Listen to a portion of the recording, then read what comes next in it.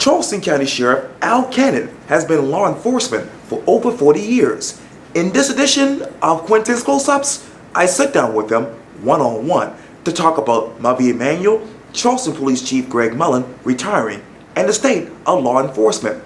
Be sure to download the free Quintin's Close-Ups app in your Apple or Google Play stores. Sheriff Cannon, it is so good to see you. You too, Quintin. Yes, sir. It's been, what, 4 years since I've seen you? Well, that's a long time. It's flown by fast. We've had a lot happen in that 4 years, though.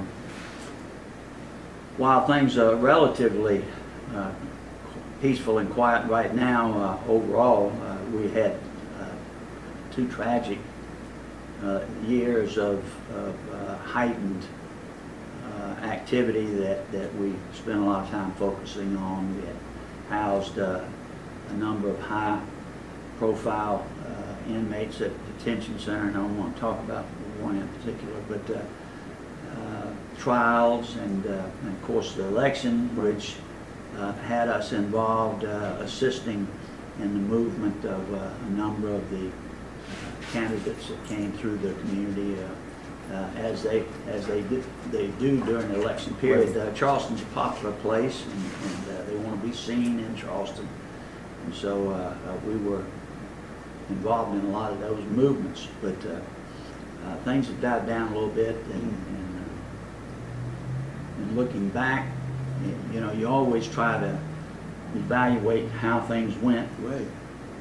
And one thing I particularly want to note, you know, folks that work at the detention center are some of the most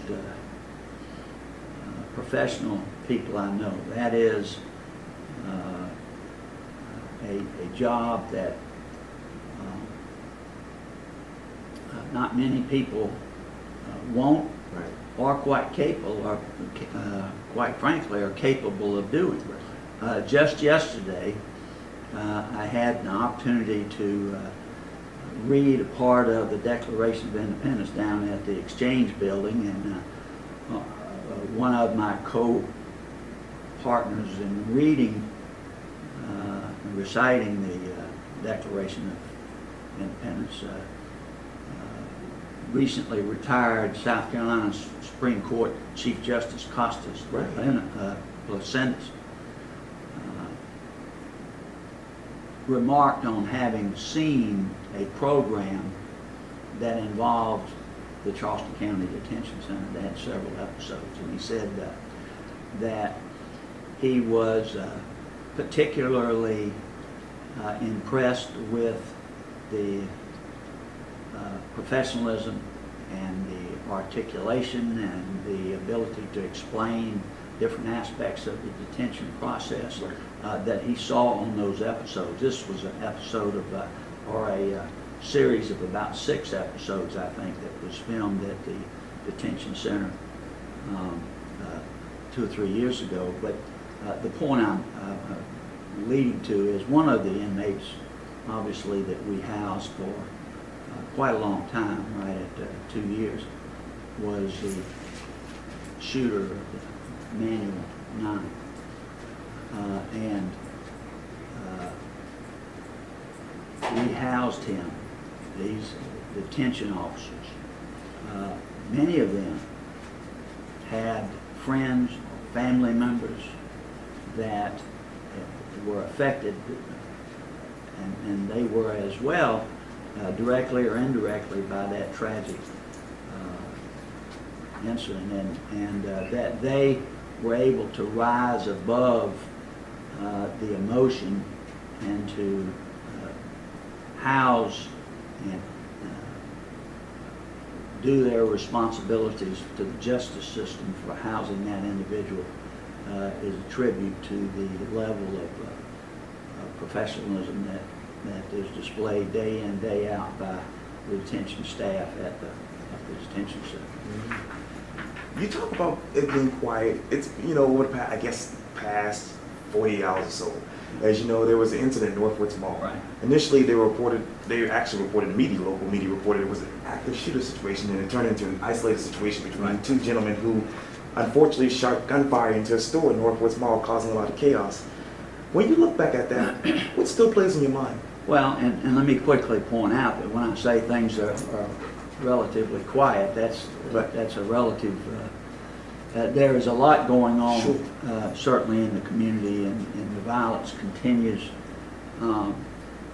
That incident is, I think, demonstrable of some of the challenges that we face, and that is individuals with feuds or who are angry at one another for some real or perceived slight.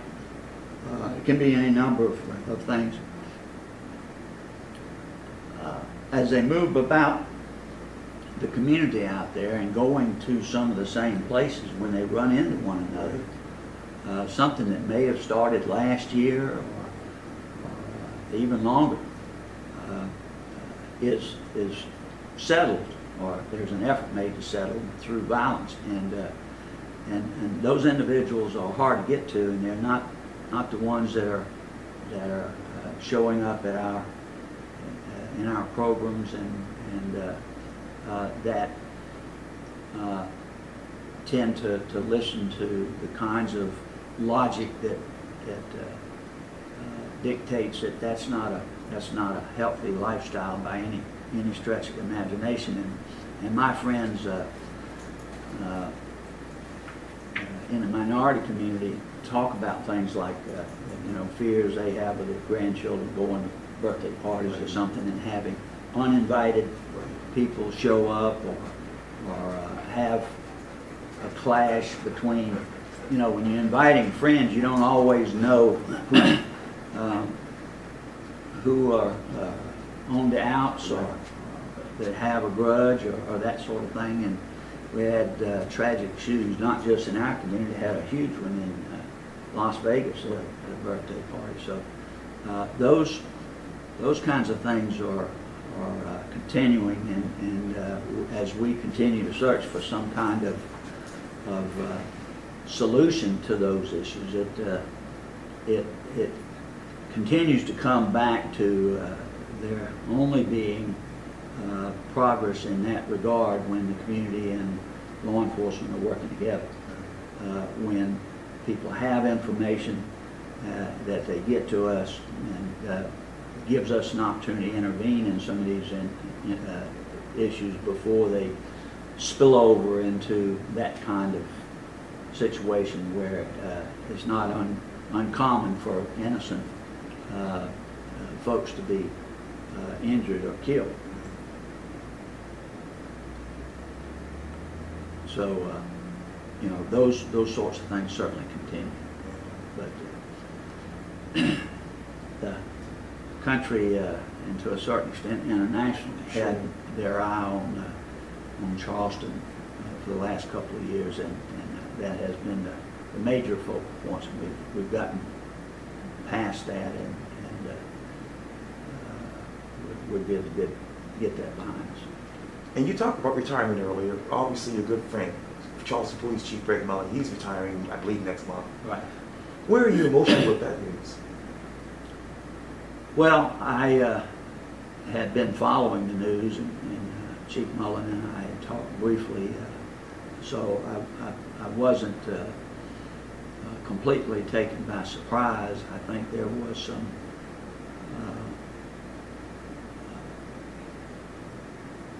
miscommunications in terms of what the plans were, or what the goals that the mayor hoped to accomplish with some of his plans for the city. But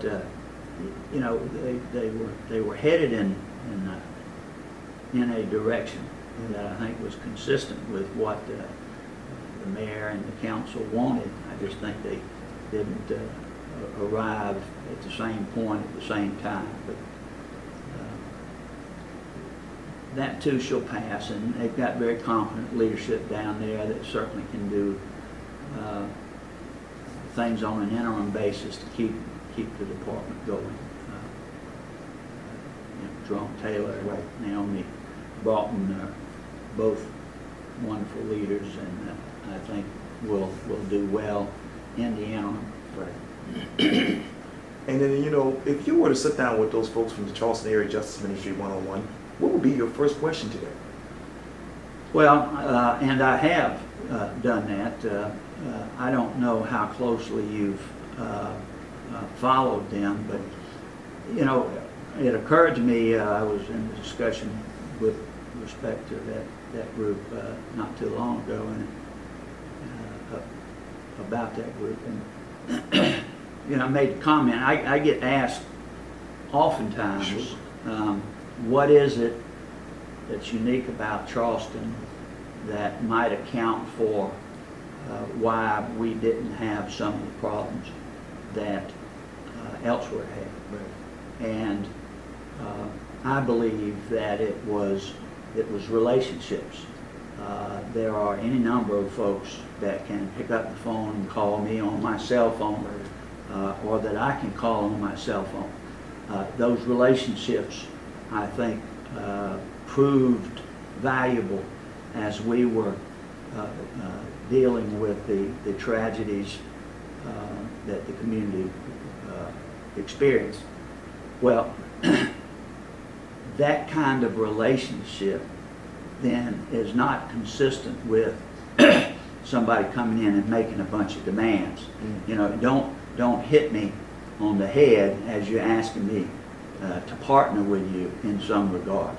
The heavy fist of you're going to do this is not going to work in this environment. It's, to begin with, it's overkill and unnecessary tactic when you do have a situation where you can sit down and I'm convinced that working together, and you can only do that where both parties feel invested in the process, but you can only do that where you treat each other with level respect that group in their approach has decided is not their approach. They are very heavy-handed, and when we first had interactions with them that involved juveniles, they had made some assumptions that were not accurate and true as it related to the process of placing juveniles in the juvenile detention center. As it turns out, we were already doing many of the things that led to the kinds of decision making that they wanted us to make. So, you know, they were hitting us over the head for something we were already doing to begin with. But the way they treated people, Nancy McGinley is a perfect example, I thought was both humiliating and did not certainly foster the kind of working relationship that most of us are used to having. You know, and I've been to plenty of meetings over the years that got contentious, and you know, I've somewhat of a thick skin. You know, I've taken my share, but of criticism from people at different times for different issues. But by and large, my whole experience, and you know, I really started at North Charleston Police Department in police community relations. I developed that program at North Charleston way back in about 1974. And that involved going into the minority communities and making inroads in terms of building relationships and opening channels for discussion and dialogue and you know, so I've been around the block a few times, and I don't need somebody hitting me in the head and expecting me to be at my best when it comes to doing the kinds of things that they think need to be done. So I'm not real optimistic that group, with the approach that they take, is going to be real successful. You have been at the helm of really law enforcement for over 40 years. What is the biggest difference between then and now in your mind? Well, there are several. First off, I'd say the kind and level and sophistication of training that police officers receive is light years ahead of where we were when I first got into this profession. The technology that we have available is amazing.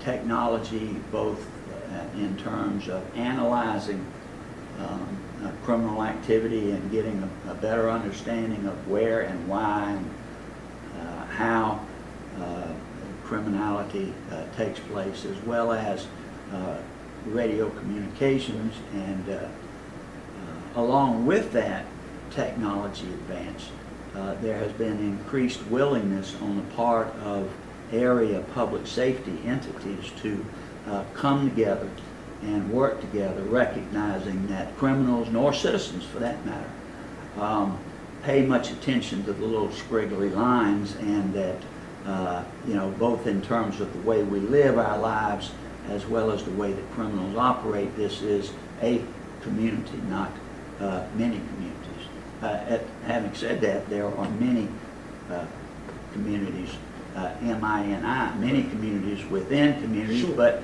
in essence, we live in one jurisdiction, we drive through to get to work another, we go out to dinner at another, our kids go to a concert in another, and so you really have to be as concerned about the level of police service that's being provided to where you work, where you go out to dinner, where your children go to get their entertainment. Those sorts of things are truly important, and that dictates that we work much closer together than we have in the past, and that's occurred.